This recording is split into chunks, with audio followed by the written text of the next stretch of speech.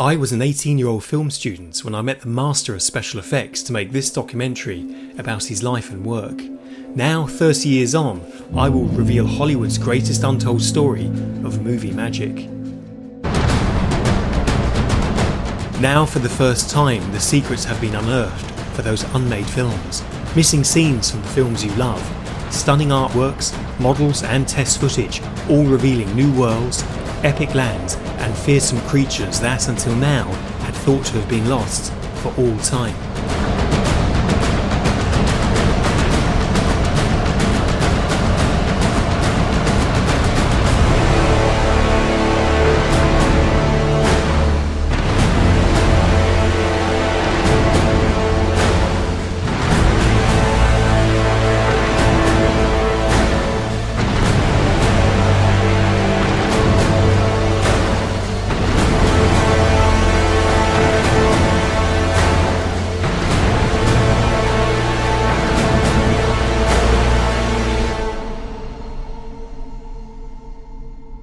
Harryhausen, the Lost Movies. Hello, and welcome to episode 27 of the Ray Harryhausen podcast. I'm John Walsh, and I'm joined by our collections manager, Connor Heaney. Hello, Connor. Hello, John, and looking forward to an action-packed episode with lots of different contributions from various people. Yes, that's right. This is our Harryhausen, the Lost Movies episode special. So this is based on the book that I've written. It's taken me 2 years to write it, but it's been 100 years in the making, if you think that it's Ray Harryhausen's centenary next year. So not to over-dramatise things, but didn't they say something similar about Jurassic Park? It was 1,000,000 years in the making. But I think we can genuinely say 100 years, can't we, Connor? Yeah, no, that's true, because these projects date back the best part of a century in some instances, and it's been fascinating to delve into all of these decades of creativity. Now, we've got lots of clips to talk about here, and we're going to have some external contributors, but I think for our regular listeners, they're probably quite keen to find out what the process was, how we managed to put things on the page, how we found the stories, and of course your involvement, Connor, because it wasn't simply a case of, oh, there you go, pop that in the book, and if only it was. It was quite a task. But let's kick off first with one of our prestige interviews. I spoke with Terry Gilliam about all things Ray Harryhausen, and this was done at the time of Ray Harryhausen's memorial back in 2013. Let's have a listen to Terry.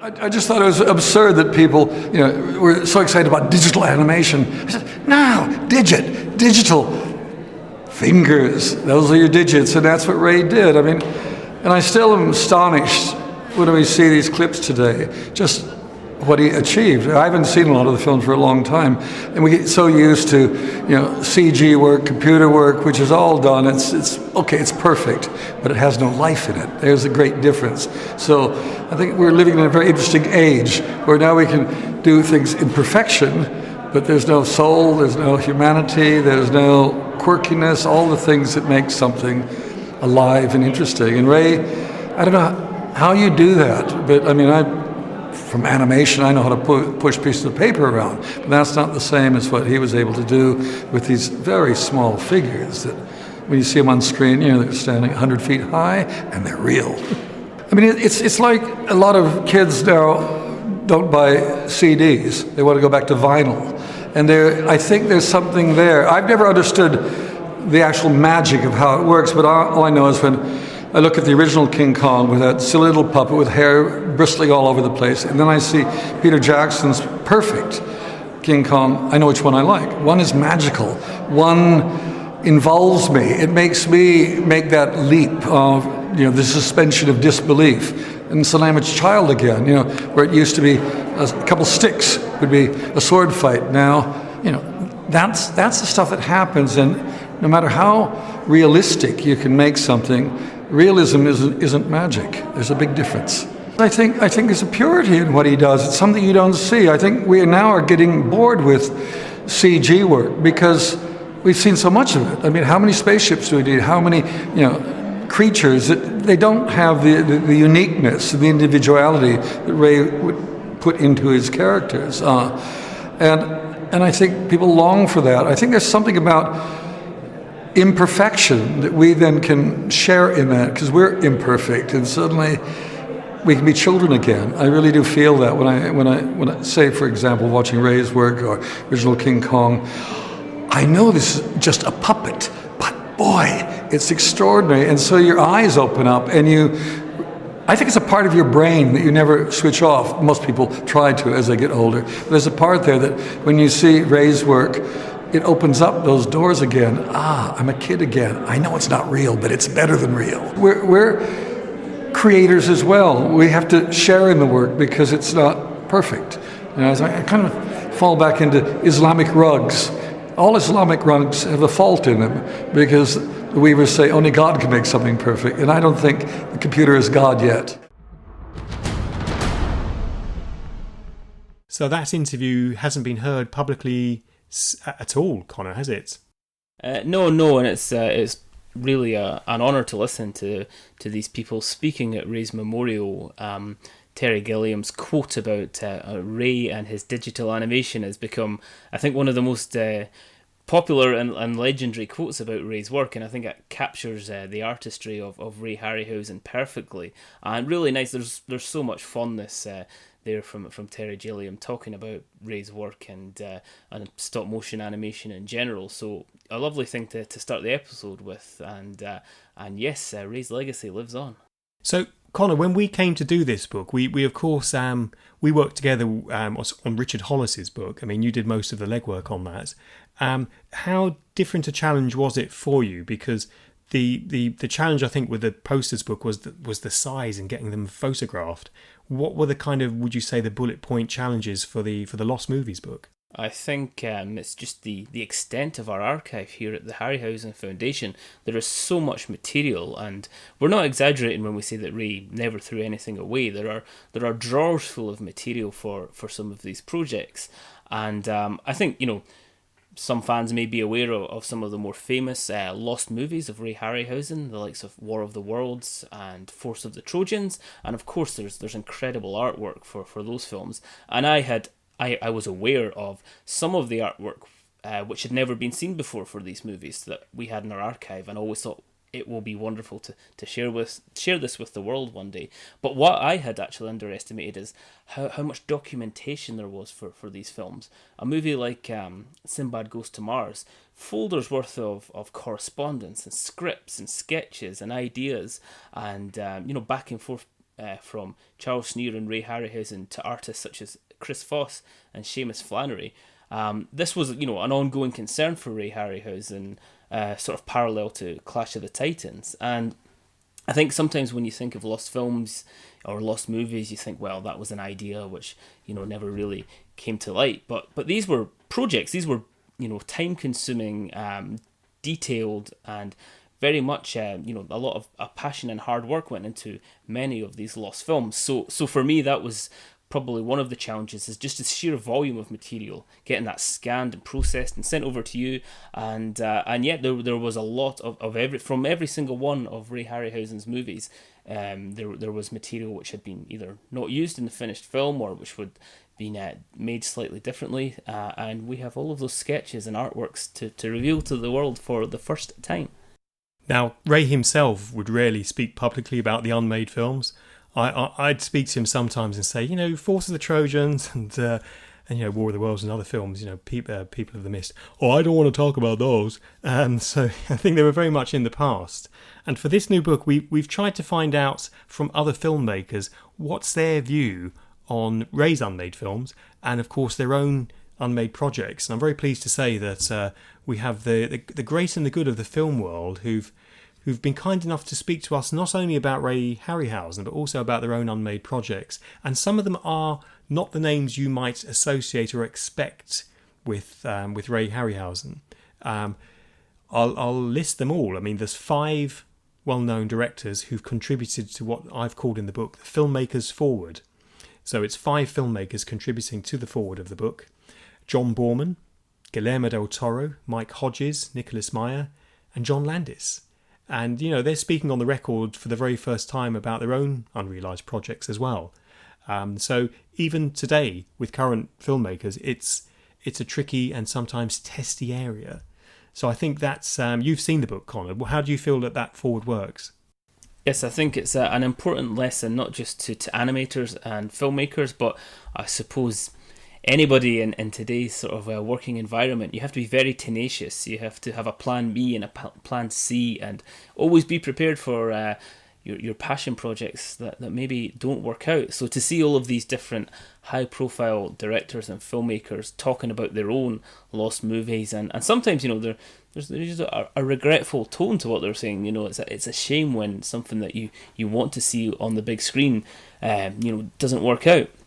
And I think it's instructive just to see how many films that Ray had in his back pocket, so to speak, from his huge well of inspiration. And it's clearly something that a lot of these famous names could relate to. Well, the publisher of the book, Tyson Books, asked me to approximate how many films would be in the book, how many are lost projects, because, of course, for lost films, we're including the films Ray planned to make and didn't, the films he actually turned down from third parties, and also scenes cut from his own classic movies. So we said, I think there could be 45, maybe 50. There was nearly 80. So I think we were even surprised, Connor, weren't we? We're in the thick of it with the Foundation. We probably have the best 360 view of it, and it was a surprise, wasn't it? Just the volume of material. Yes, we had a thorough look through all of our archives and all of the imagery that we have and the documentation.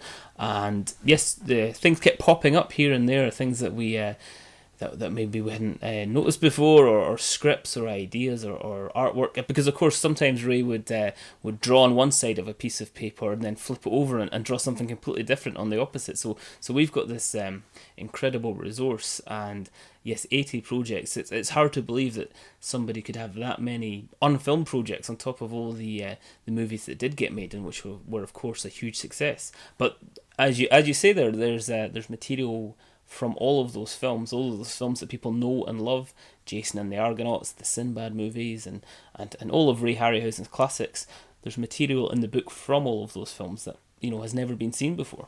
It's fascinating to think what could have been, and I think on a project where you've made a change, particularly with its the skeleton sequence in Jason and the Argonauts, I don't think that's as big a problem as working for months and months on something only to find that it sort of bites the dust. Now, you mentioned earlier, Connor, the War of the Worlds. Now, we have something very special in the book. Ray did much of his art in charcoal and in pencil. So we wanted to bring a bit of colour into the proceedings and also inject some modern cinema magic. Now, many of you will have heard of Graham Humphreys. He's the iconic poster designer for many of the classic posters of 80s cinema, from The Nightmare on Elm Street to The Evil Dead, and he works regularly today. In fact, he has a new artwork for the American Werewolf in London Blu-ray 4K that's just coming out, and he's in much demand, and we see his work on many films being reissued. They have beautiful retro artwork, and I do suspect, Connor, tell me if you think this is the case, if Ray was making films today, Graham Humphreys would be the sort of person, if Ray could get him, to do a poster for People of the Mist, Force of the Trojans, you name it. Yeah, I think that's right. I was very excited when I heard that Graham Humphreys was on board and creating new artwork for the Lost Movies book. Because if you've not heard his name, if you Google Graham Humphreys poster art, you'll see in the images all of these classic poster designs, and very sort of in some ways traditional, and in others very modern style of artwork, which really have the drama and the excitement that Ray Harryhausen's classic posters have, as we saw in the poster art book from last year. So yes, quite an exciting thing to have in the book, and we of course had some of this artwork at San Diego Comic-Con in July, because we had some special bookmarks made which used this new Graham Humphreys artwork for War of the Worlds. So I'm joined by Graham Humphreys, who many of you who listen to our Ray Harryhausen podcast will know as an iconic poster creator and artist and illustrator. And I'm very pleased to say, Graham, that you've been instrumental in making one of the iconic images for the new book, Harryhausen, The Lost Movies. So thank you very much for that. And if I can kick off by asking you, how did you get interested in Ray Harryhausen? Well, I guess probably like most people of my generation, probably seeing probably Jason and the Argonauts in the cinema. I was, however old I was, a wee kiddie, but I was immediately enthralled, entranced, and terrified at the same time. I think those skeletons have always stayed with me, and I'm still painting skeletons now. I was quite obsessed by Jason and the Argonauts, and actually just quite amazed by what to me just seemed complete realism in the animation as well. You just didn't even question that it wasn't actually happening right in front of you on the screen.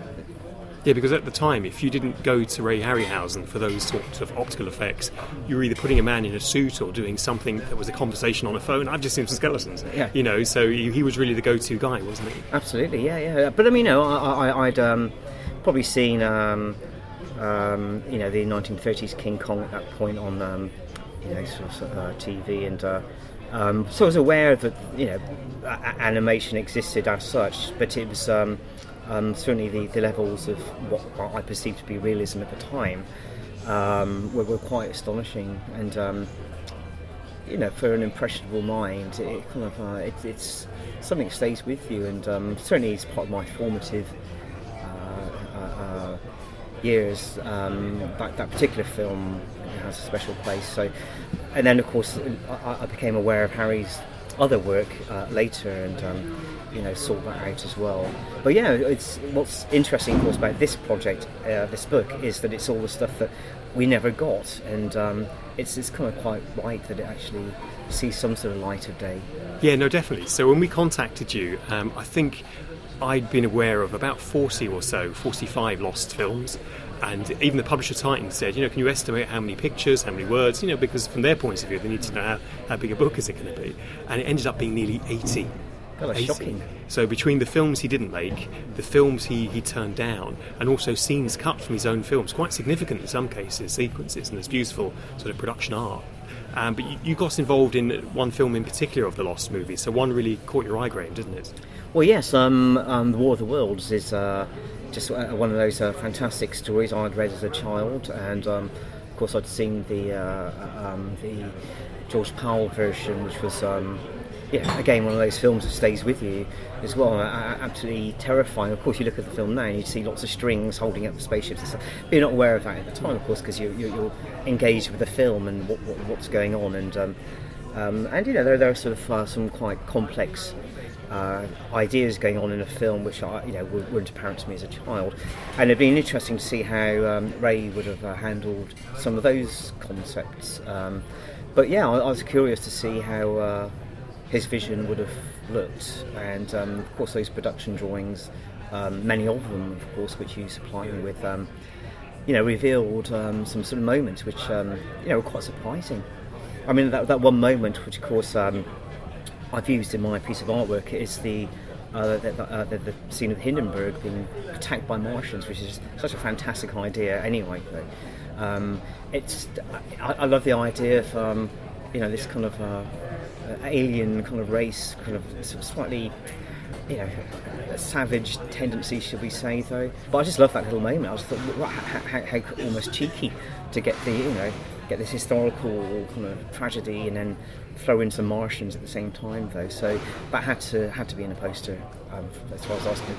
The Hindenburg's one of my favourite films, Robert Wise, and I just love that image of the airship. I mean, I'd love to fly in an airship, and I hadn't had that chance yet. But it's just one of those things that kind of drew me into this aspect of the project, and so my poster is built around that.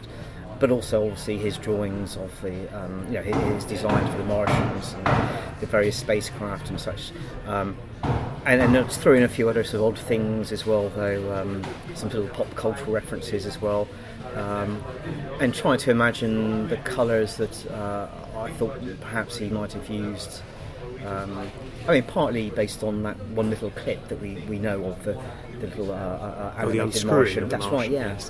I was going to ask you about that, because obviously you're an illustrator and an artist in your own right. Fusing what Ray did and adding colour to it, how difficult was that? I think as soon as the idea was in my head, the colours just naturally followed anyway, though.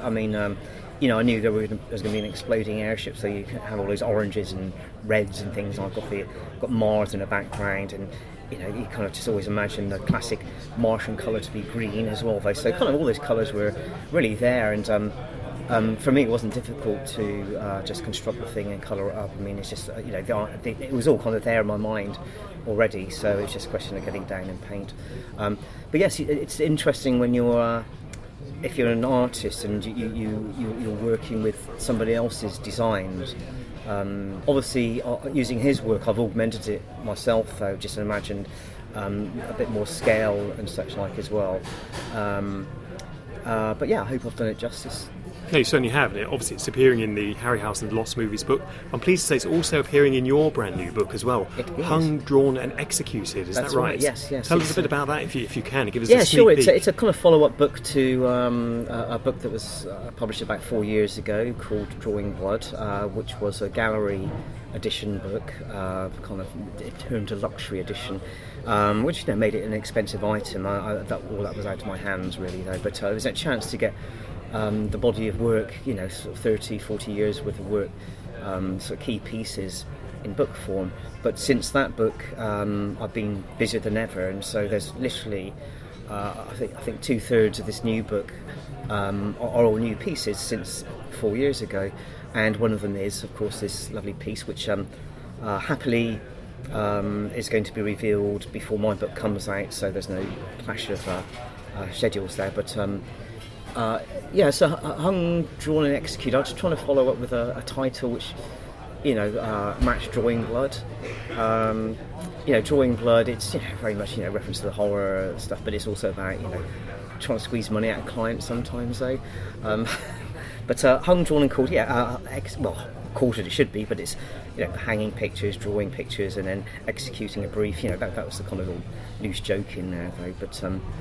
But yeah, I think the piece fits very well within the context of the book, and there's a good variety of stuff in there. So that's coming out in November at some point, and that will be an affordable edition as opposed to the previous luxury edition. Excellent. Now, lastly, I just want to ask you, from a sort of a museum curating point of view, Ray kept as much of his original material as possible. There's many things that we don't have. We'd love to go back and collect and so on. From your point of view now, because so many artists work digitally, there isn't a physical manifestation of an original sketch and a painting and so on. In terms of your own collection, your own archive, how far back do you have original materials, or do studios own some of the poster masters, or how does that work? Well, in theory, all original artwork, because all my work is paint on paper, it's not digital at all. In theory, all that original artwork is my property. That's just the way the law works, which is quite right as well. Though I mean, people buy my skills, and then the work goes to print. It gets reproduced. It's not the actual physical item. So all that original artwork is supposed to be mine. Of course, what used to happen is you would send it off to printers and go back to the client, and they just wouldn't bother returning it. And stuff pops up sometimes. Collectors in the States, for instance, might have a piece of work, and I think, God, how did that get there? Where did that disappear to? Gosh. And it's funny how you can trace the trail sometimes, and it's usually artwork gets found in garages. Maybe somebody used to work at a company. They just took a whole bunch of stuff home. And that's where it stays. But I do have the original artwork for The Evil Dead, which was the first, a campaign which gave me some sort of exposure, I guess, though. Iconic. I mean, it's really iconic. I did sell the Nightmare on Elm Street painting to pay for the previous book, but I still got Nightmare on Elm Street Part 2, and I do have a lot of stuff which goes way back. I mean, I did have to get rid of some work just simply because it just had drawers full of this stuff. So I try to keep key work, but I mean, certainly I've probably got most things which were painted over the last 20 years, and except for those I've sold now. But yeah, the piles of artwork just keep growing. I've got rolls and rolls. Everything's painted on paper, so it does roll quite easily, and it's the best way to keep it, I find. But literally on my desk right now, I've got probably about 30 rolled up tubes. I keep thinking I'm going to spill coffee over this sooner or later. So I keep thinking, I must take that home and protect it somehow. But of course, you get caught up with your work, and so you're just always painting, and another roll appears, as you do the next job, and there's a little pile building right now. Chris Foss, the illustrator Chris Foss, he worked on Sinbad Goes to Mars, and I interviewed him for the book, and he has virtually none of his original materials, and his daughter Imogen has been terrific in trying to source them back. And when they had a book out a couple of years ago, they basically scanned the covers of novels and then tried to Photoshop out the text and so on to try and show what the original artwork looked like. Because as you said, once it's sent to whether it's advertising agent or publishers and so on, the artwork doesn't come back. But Chris never really sought out his pieces either. He never sort of searched them out. So the 4 pieces we have from Sinbad Goes to Mars, one of which is unfinished. He finished for the book, which is really amazing. So at the foundation, we're finding out these stories of illustrators and how in the past, illustrators weren't really treated with the respect that they perhaps enjoy today. Yeah, I mean, it's very odd, over 40 years plus of doing this. You're either just a jobbing artist that people would bring in, and you weren't given any credit at all for stuff. I mean, you look at the whole body of video VHS work of a period, and people cannot identify particular illustrators. I mean, I get asked quite often, this is a video, obviously VHS cover, it's not your work, but do you know who the artist was? And I had no idea. I mean, it was just a jobbing thing. There are so many VHS covers being painted in the 80s that you can't trace these people. I mean, sometimes there are people who weren't doing dedicated work for a particular genre, but would find themselves getting a commission quickly for this. It's just a job, of many. Much in the same way that a lot of fantastic film posters are so iconic of an era. I mean, I was a big fan of all the disaster movies, hence the Hindenburg reference. And look at the Towering Inferno, Poseidon Adventure. All those artists were. Meteor even had a beautiful poster, didn't it? But all those artists were specialists in different areas. Like there was one guy who did Civil War paintings, another guy did Native American, Indian paintings, and they had a specialist area. But then this job would come along, and so suddenly you get this kind of the Towering Inferno, or the Hindenburg, poster, just completely off on a tangent from what they would normally do. For me, those are the posters I know of their work really well, but I don't know the other body of work though. So, but I mean, for myself, after The Evil Dead, became quite a successful film, I got a lot of VHS cover work, obviously, and I did do a fair amount of horror-based work. But I was always doing other work as well, so a lot of educational publication stuff. I mean, stuff that you'll never see. Hopefully, I still have some of it in the archives.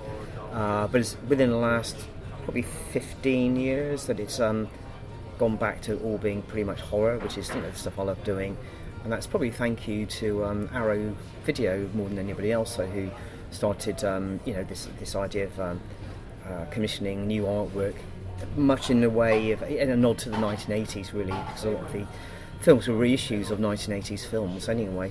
Like American Werewolf in London. Absolutely, I've pre-ordered it, and it said on it, new artwork by Graham Humphreys. So it's actually you're a selling point in itself now, which is wonderful. Like Ray Harryhausen in the past, they weren't called Ray Harryhausen films, but now your artwork is defined as Graham Humphreys, and people are drawn to you because you have your own fan base, Graham. Well, I hope so. I mean, the pressure is to not disappoint. And with the funny thing with the American Werewolf in London art is that was commissioned by it was a private commission for an individual who just happens to love the film and just wanted their own version of a poster. But I had to be guided by what they wanted and didn't want in that image. So with Arrow's use of it, they licensed the image from me. Probably if I'd been commissioned directly by Arrow, it would be a different image completely. I know this for a fact anyway, though. So there are things in there which I felt should have been in there, but they're not. However, that's the way it is. So Arrow now have this piece of artwork which is really directed by the individual who made the original commission. But the great thing is that, for instance, I was at the London Film and Comic Con a couple of weeks ago, and David Norton was a guest there. And, yes, I saw the picture online. Yeah, so he kind of ended up signing about, I think I sold about 45 copies of the print. Oh, splendid.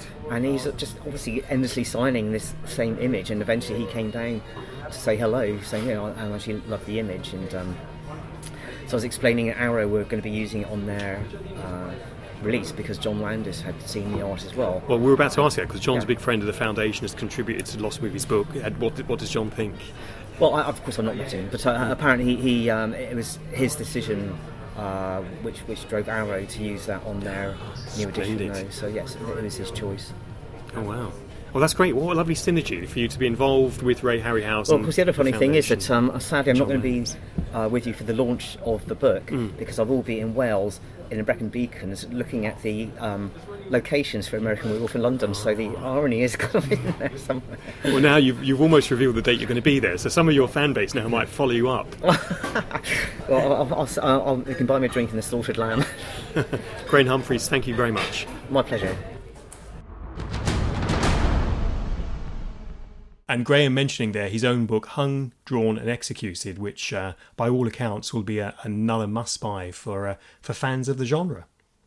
Now, Connor, you have a clip here from my documentary, Ray Harryhausen, Movements into Life, when Ray discusses some of the test footage that was shot for a key character in Clash of the Titans. So shall we have a listen to that one now?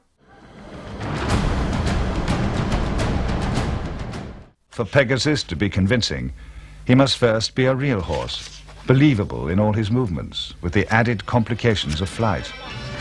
The flying horse was very difficult because everybody is familiar with the movements of a horse. And so we kept the movements limited as much as possible. But the very fact that the horse has wings, you have to imagine how a creature of that nature would move in the air. We tried shooting tests of it with just the legs hanging and the wings flapping, and it looked very uninteresting. So we had to give it sort of a galloping appearance to keep everything in motion. Fabulous. Now, that footage I would love to find. I remember saying to Ray when I was making the documentary, "Oh, could I see the footage, please?" And he said, "Oh, no one's going to see that footage." So bearing that in mind, and bearing in mind the fact that Ray rarely spoke about the Lost Films project, what, from the ethical point of view, Connor, do you think is the... I mean, I have to answer this question as a trustee as well. What, from the ethical point of view, do you think is the right approach to releasing workings out, test footage, things that perhaps Ray might not have wanted the world to have seen? Well, I think for Ray Harryhausen's animation, he so rarely filmed something which wasn't used in the final picture because he basically learned early on not to make mistakes, and so if something didn't quite work out, that's a day's worth of footage which has gone to waste. So there's only on very rare occasions that there may be something that exists which wasn't used in the final film. And I personally think, as an archival exercise, we're duty bound to preserve any of this existing footage and use it to explore it and educate from Ray Harryhausen's legacy. I mean, it's so fascinating to look into the techniques and the ideas behind what he was doing, and I think it's personally something I would also love to see, and very instructive as well to see that process of examining Pegasus flying, and Ray realizes that despite the amount of work that's gone in, it doesn't look right yet, and obviously the cogs started turning in his mind because he found an elegant solution which gave the character life and which went on to star in the film that we know and love. Of course, one of our favourite interviews in the last year was one of a bit of a scoop for you, Connor, wasn't it? You got a bit of an exclusive with a member of British television royalty, I think it would be fair to say. What happened? Yes, that's right. I've always been a huge fan of the League of Gentlemen and their various television shows and other projects over the years. And again, this stemmed from our good friend Alan Friswell. He told me that the League of Gentlemen had approached Ray Harryhausen to work upon their 2005 full-length movie, The League of Gentlemen's Apocalypse. And so I contacted Mark Gatiss on Twitter. He's always fantastic in sharing our posts and whenever one of Ray's films is on television, he always very kindly shares that with the world so that everyone can tune in and get settled down to watch these classic movies. And yes, Mark Gatiss very kindly agreed to meet up with me in Edinburgh during the League of Gentlemen's tour last year in 2018. So I had a great chat with Mark about how much Ray's films had meant to him growing up and Ray's ongoing legacy. But I just had to ask about this. Was it true that they had approached Ray Harryhausen in 2005 to work with them? And this was his answer. Yes, it's true. Well, of course, we wanted to have a stop-motion monster in it. So what else would we do but ask Ray Harryhausen? I mean, I knew he was basically long retired, but you never know. I'm always doing this. There's no harm in asking. So we wrote to him, and we've got this sequence, and I mean, it was obviously a ridiculous long shot, but we thought we couldn't really rest if we didn't do it. And then I met him at the Empire Awards, which must have been about 2004 or 5. I knew his voice so well from all the documentaries. He sounded the way I want God should speak, I think. He was very. He was like he said, "Oh, you asked me to do your picture." It was something like Jimmy Stewart. It was something. I love that sort of slightly hesitant. Like his voice was like hickory wood. I'm very flattered, but I'm long since retired. But God, it was like touching the hem of his garment. It was so thrilling. It was very, very sweet. And I just gushed and said, like, what he must have heard every 5 minutes, which is that he sort of made my childhood and all our childhoods. So we did in the end. A company called McKinnon Saunders did our two. We had a 3-headed monster and a sort of homunculus, and then they were done with stop motion. So it was our little nod to Ray's legacy. And it was a wonderful sequence, and obviously the homunculus calls back to the Golden Voyage of Sinbad, and the 3-headed monster, very reminiscent of the Hydra. And you were, of course, the actor that was fighting this creature. How did you feel to fight a stop motion creation? Well, again, it's one of those pinch yourself moments when you find yourself doing the thing you used to read. I remember reading interviews with people like Todd Armstrong saying it was so bloody exhausting, and it really is very difficult. I stood there with a spear, fighting nothing for hours and hours and hours, and trying to choreograph where the tail would swish and things. Do you think this is exactly what they always said it was like? It's really hard, but I knew it would be worth it. And just as we're speaking about the preservation of models, whatever happened to the models that you used? Well, it's interesting now because by absolute coincidence, someone sent us a link to eBay or something, and the homunculus was being sold, and Reese bought it. This was only about last year. I had no idea what happened to the Hydra, the 3-headed one.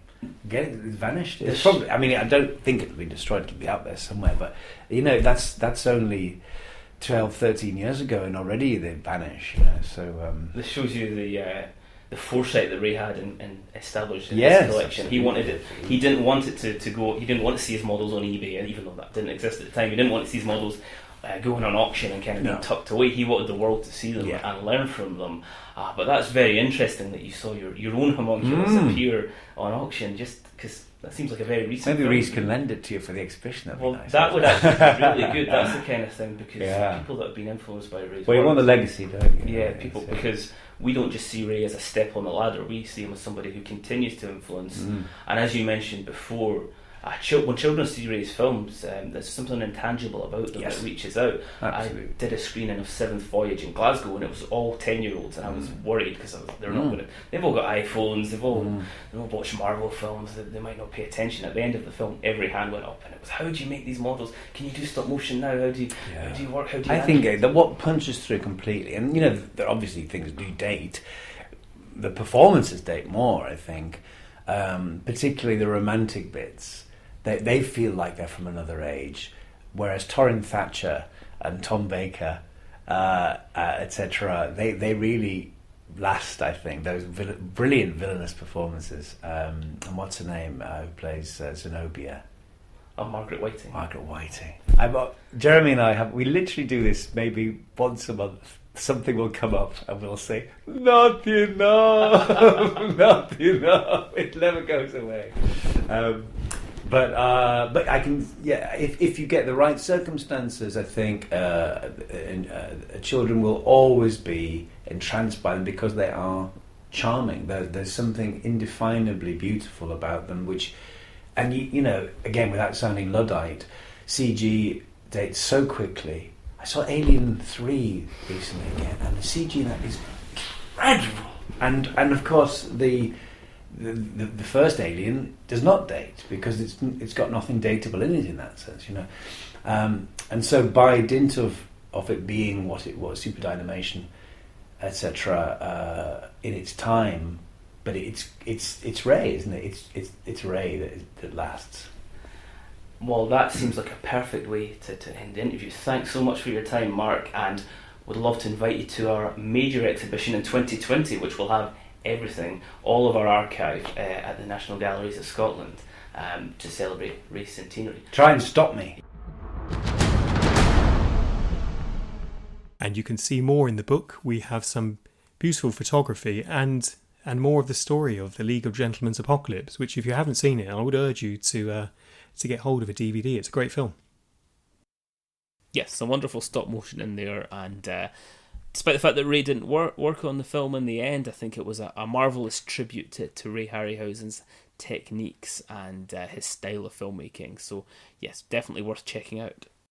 Now, the book's released on the 10th of September. It's a large coffee table format book, and we had so many contributions from unexpected parties as well. We think of Ray Harryhausen as a cinema filmmaker, but in the 1990s he was involved with Cosgrove Hall, who are the leading stop-motion animators for television, making classic series Chorlton and the Wheelies and Wind in the Willows, of course, the BAFTA-winning Wind in the Willows. Now, the story of Odysseus, or the legend of Odysseus, depending on who you speak to from the production, was a hugely ambitious series that would have been wall-to-wall stop-motion. And we were very fortunate to speak to leading animator and illustrator Jonathan Webb, who not only worked on the project, but gave us exclusive access to his own personal archive, especially for the book. So I was constantly opening emails, whether it was from you, Connor, or from contributors, and I'd have to sort of stand up again because I get a sudden rush of blood to the head where I would suddenly see some artwork that I'd never seen before, that I knew that no one else had seen, and I was just like really thrilled. And you know when you get like super excited and you can't think straight? That was happening regular. I'm not sure if it's an old age thing with me, but I was so thrilled to be finding all of these things that were going into the book. I just wish I hadn't written the book so that I could see it all with fresh eyes. But here's my interview I did at the British Film Institute with Jonathan Webb.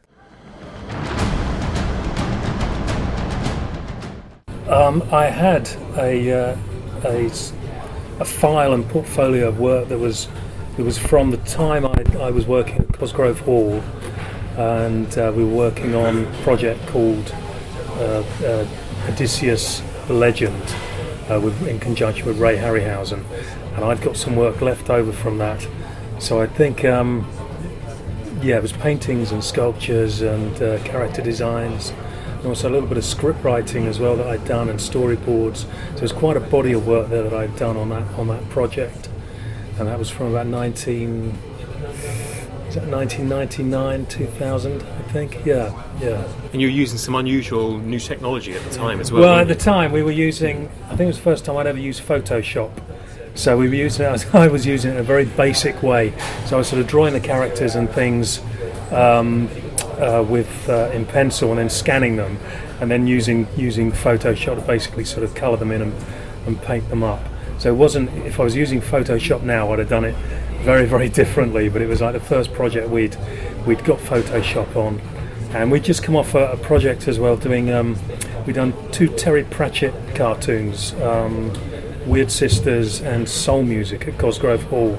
And they were cartoons, and we were drawing them in a very sort of linear characters in a very sort of linear way. So I sort of carried that style over a little bit, just because that was what I'd been doing on those two projects, and carried that on a little bit onto the Ray Harryhausen project.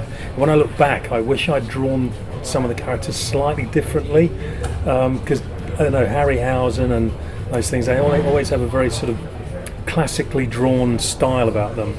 And I look at the characters now, and I like what I'd drawn, but I think the style could have been a bit more in keeping with that sort of Harryhausen look. It was quite an ambitious project. So it wasn't a feature film; it was a major television series. Yeah, that was the idea. And it would have been wall-to-wall animation compared to a Harryhausen film, which had some animation in it. Yeah, it wasn't. So the animation was, I suppose, Harryhausen's label for that technique.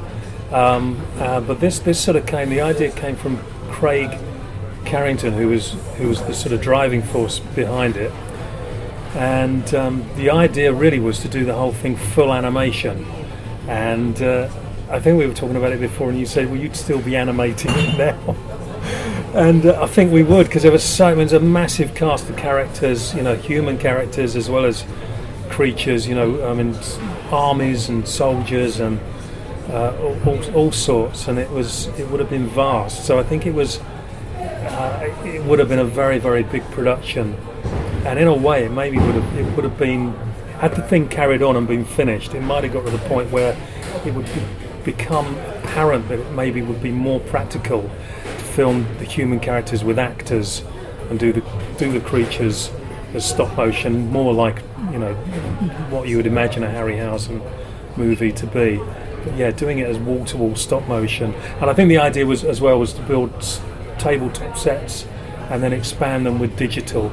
But this was at the very beginning of that sort of technology, so it was, although Jurassic Park and films like that had been done, it wasn't something that Cosgrove Hall had a great deal of experience with. So we were sort of finding our feet with it, really. I suppose if you think Wind in the Willows, though, that was top end animation, and it was wall to wall, stop motion, and that kind of worked, didn't it? It did work, and Wind in the Willows is is a beautiful production. And anyone who remembers it, remembers it very, very fondly. But I think the scale of what we were trying to do with Odysseus was on a massive cinematic scale. And as a designer and someone involved in it as well, we were, at times just told to go off and use our imagination. What could you imagine happening here? Or I think Craig had got an idea that that Odysseus and his soldiers get to an island. And what happens on the island? So the whole thing was like, I've no idea. Let's see what happens. And that was I designed some Mohican centaurs, and those were for that episode. And I did some artwork of them fighting a Cyclops.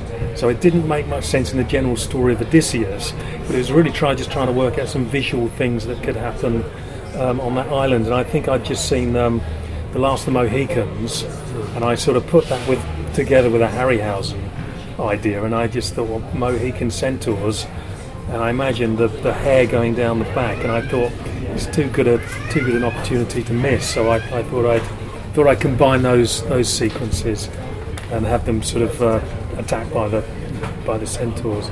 But I wanted you to see the top of the centaurs, and I wanted you to see the hooves of the feet. And not see those things until they leapt out and attacked. It's a big surprise.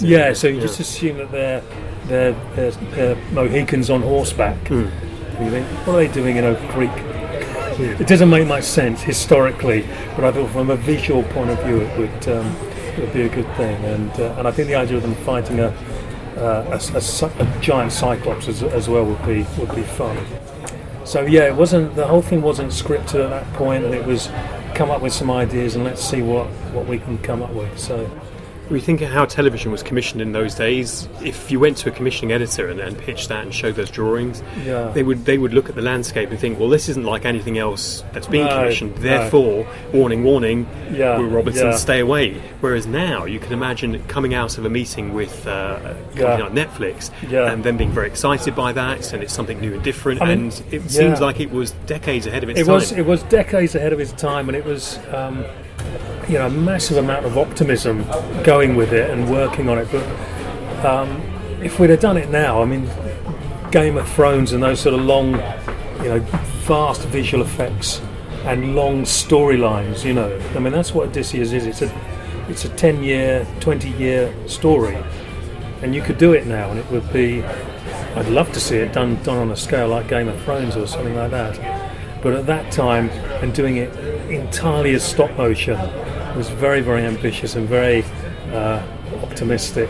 So where would Ray have fitted in with all of this? We had a couple of meetings with Ray at Cosgrove Hall, and he was doing his designs in London at home, and we were sort of working on our designs at Cosgrove Hall in Manchester. And I think we had an initial meeting with him, which was brilliant. I was a massive Harryhausen fan, and one of the reasons I'm obviously in the industry is because of my love of Harryhausen and those fantasy movies. So just meeting him on a professional level was also he'd retired by that time. So working in the industry, I never ever imagined I'd get a chance to sort of work on a project with him. So to have that sort of fall in my lap at that point was amazing. So we had an initial meeting with him, and I think he came up again, and I'd done a sculpt of Poseidon, which I'd sort of envisaged slightly differently from the usual sort of half man, half fish. I sort of imagined him more as a sort of shark type creature, sort of very sleek and impressive shark sort of monster.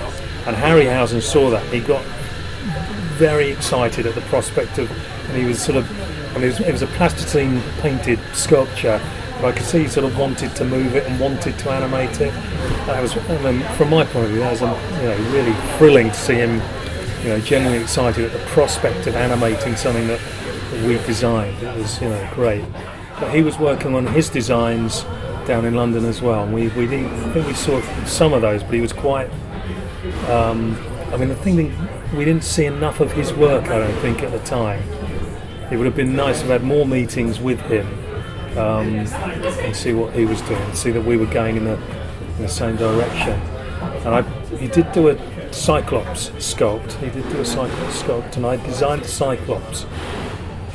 And he saw it, and I'd done it pretty much as a tribute to his Cyclops from Seventh Voyage of Sinbad. I'd exaggerated the anatomy and made it more sort of muscular, and but it was definitely a Harryhausen Cyclops on steroids, basically. And he saw it, and he said he couldn't understand why it got sort of goat legs.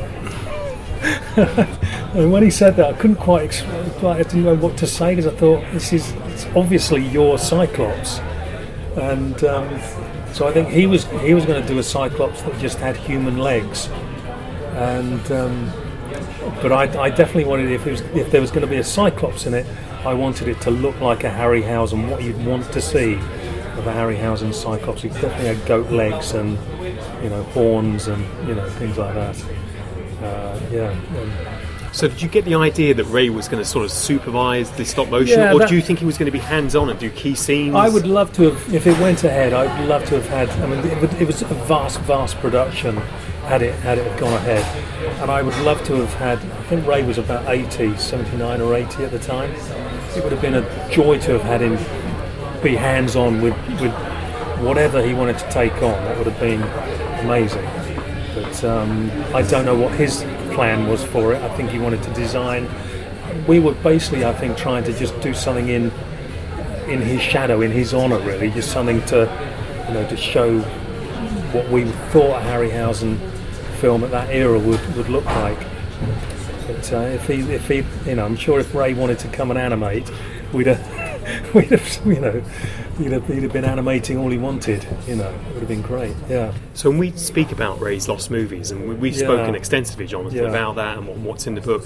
When we first spoke, were you surprised that there was enough sort of material to make a book? Because in some ways it's exciting, but also it's incredibly depressing as well, isn't it? It is. I think what's surprising is Harryhausen made so many films, and it's a very, very, making a film like Clash of the Titans or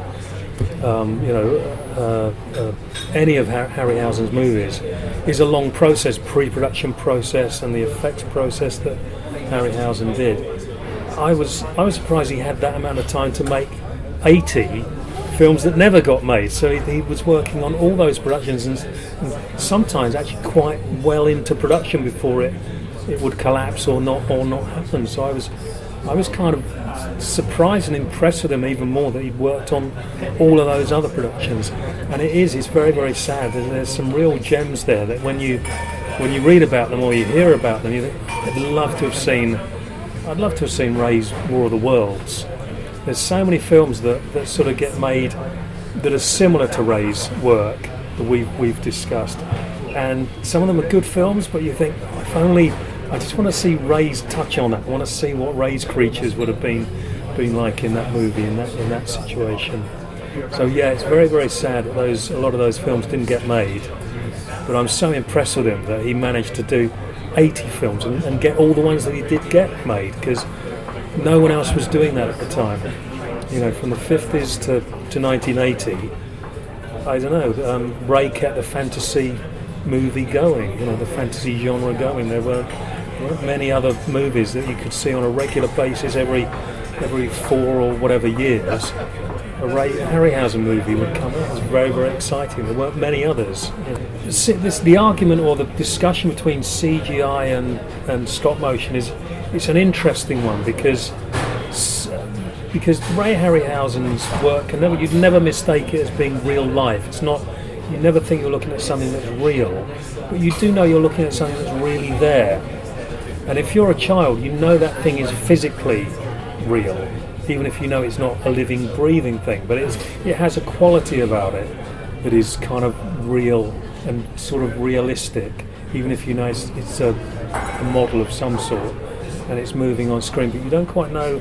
I remember watching them when I was a kid, and I didn't quite know what I was looking at. And they have a quality that makes it kind of magical, sort of dreamlike. Yeah, and I think Harryhausen always said that. He said it's not, it's fantasy, and I think that's what you're looking at when you watch those films. They're not those those special effects are not absolutely 100% real, but they have a real quality about them and an unrealness about them as well. That makes them magic, and I think a lot of CGI now can look very, very realistic, or incredibly, photorealistic, but they don't necessarily have the same magic or whatever it is that Ray's had about them.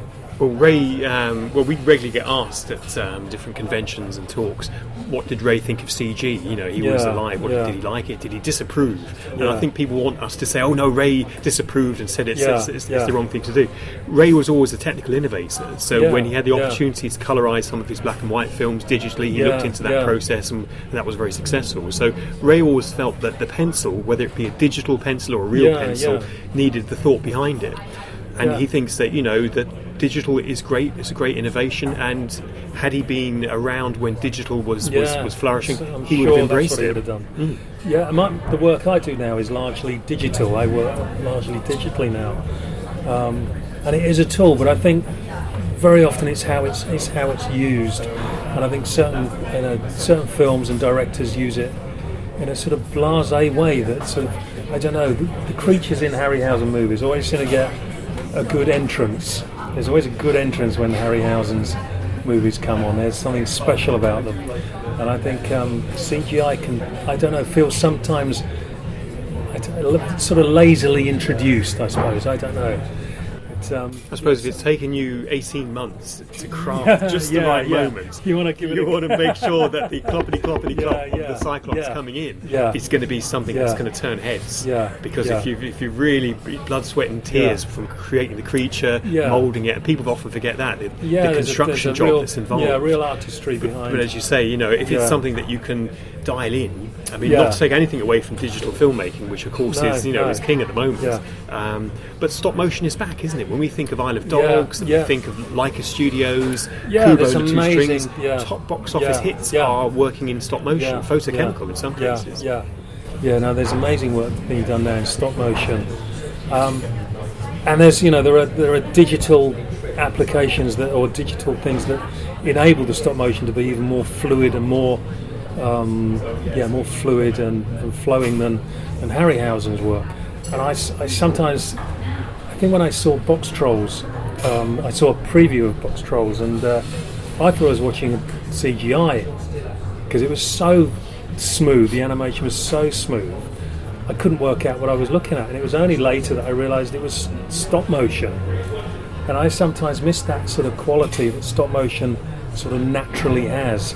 And I think because you can make stop motion very, very smooth and fluid now, directors and animators feel that they have to. They're almost under pressure if the animation is jerky to say, right, you've done it wrong, do it again. And I sometimes think that that's almost the quality that it sort of naturally has, and you should maybe embrace it.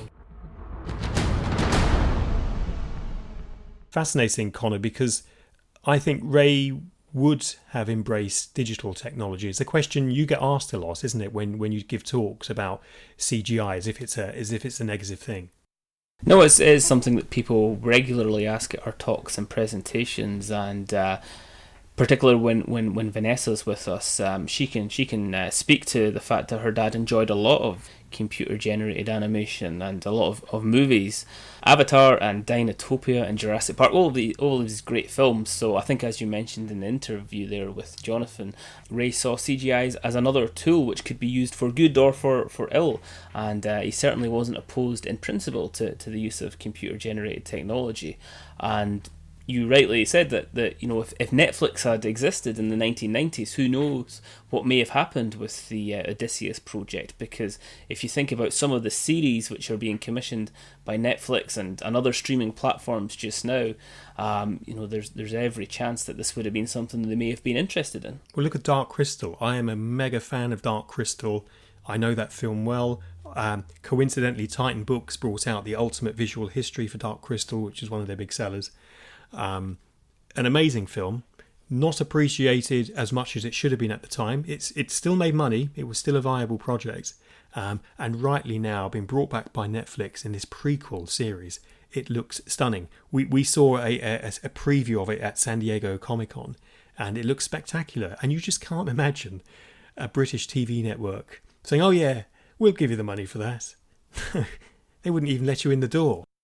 And yes, I'm sure that if someone had told you in 1996 that there was going to be a Dark Crystal multi-million television show, you would have been quite sceptical about the likelihood of that happening. So the world has changed in many ways, and it would have been a wonderful thing to see the Odysseus project come to life with all this wonderful artwork and with Ray Harryhausen's involvement. But we've got the next best thing, I suppose. We have all of the material that Jonathan shared for us for your book, and it's really great to see, and it really is tantalising as to what could have been.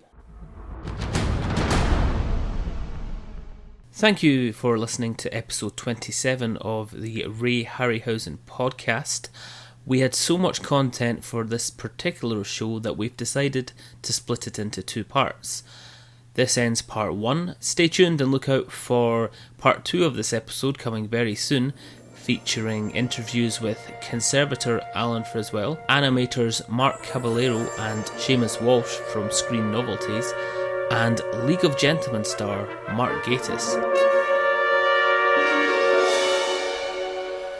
Copyright in the Ray Harryhausen podcast is owned by the Ray and Diana Harryhausen Foundation, a registered Scottish charity, number SC 001419, 2019. This recording may not be reproduced in whole or in part without written permission from the Foundation. The views expressed within these podcasts do not necessarily reflect those of the Foundation, its trustees or employees. For further terms and conditions, please contact us at rayharryhausen.com, where you can find our Facebook and Twitter links.